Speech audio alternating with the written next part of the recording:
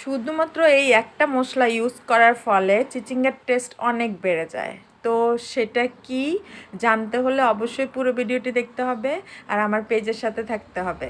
তো এই তো এখানে প্রথমে আমি অফ ক্যামেরা হচ্ছে চিচিঙ্গাগুলো সিদ্ধ করে নিয়েছি। এরপরে হচ্ছে কড়াইতে পরিমাণ মতো তেল দিয়ে পেঁয়াজ, মরিচ আর টমেটো একটু ভেজে নিয়েছি। মানে একটু যখন সাদা হয়ে গিয়েছে তখন হচ্ছে আমি সিদ্ধ করা চিচিঙ্গাটা ঢেলে দিয়েছি। তারপরে হচ্ছে ভালো মতো নেড়ে চেড়ে মিক্সড করে নিচ্ছি।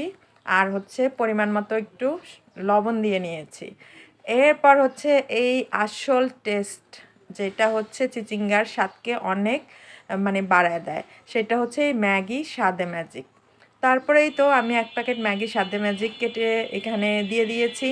আর অবশ্যই লবণটা একটু কমিয়ে দিতে হবে, কারণ স্বাদে ম্যাজিকের মধ্যে অলরেডি একটুখানি লবণ মানে থাকেই। তো কি বলবো, অবশ্যই পরিমাণ মতো লবণ দিতে হবে আর এই স্বাদে ম্যাজিকটা দিতে হবে। এখন হচ্ছে ভালো মতো নেড়েচেড়ে নিতে হবে। আর ভিডিওটা আমি একাই করেছি, এক হাতে মোবাইল আর এক হাতে নাড়াচাড়া করছি, তাই একটু মানে নাড়তে প্রবলেম হইতেছে এই আর কি। তো যাই হোক, এখন হচ্ছে আমি ভালো মতো নেড়েচেড়ে নিচ্ছি। আর চিচিঙ্গাতে যদি পানি থেকে থাকে সেটাও যাতে টেনে যায়, সেজন্য মিডিয়াম আঁচে ভালো করে জাল দিয়ে নিতে হবে।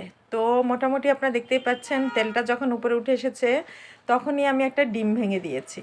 তো এই ডিমটা ভালো করে নেড়ে চেড়ে ঘুটে দিতে হবে যেন এই মিশ্রণটার সাথে চিচিঙ্গার এই মিশ্রণটার সাথে ভালো মতো মিক্সড হয়ে যায়। তো এই তো এরপরে হচ্ছে আমি ভালো মতো নেড়ে চেড়ে দিচ্ছি উল্টায় পাল্টায়। এখন হচ্ছে ভালোভাবে ভেজে নিব আর অফ ক্যামেরায় লবণটা চেক করে নিব যে লবণটা ঠিক আছে কিনা। তো এই তো প্রায় আমার রান্না হয়ে এসেছে। তা আমি যখন অফ ক্যামেরায় দেখেছি লবণ একটু কম, তারপর আমি সামান্য একটু লবণ দিয়ে নিয়েছি।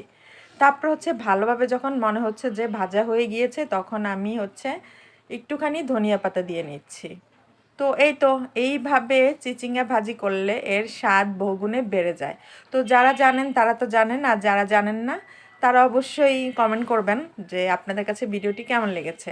তো ভিডিওটা এই পর্যন্তই। আপনারা সবাই ভালো থাকবেন। ইনশাআল্লাহ নেক্সট কোনো ভিডিওতে দেখা হবে, কথা হবে। সে পর্যন্ত আপনারা সবাই ভালো থাকবেন। আসসালামু আলাইকুম, আল্লাহ হাফেজ।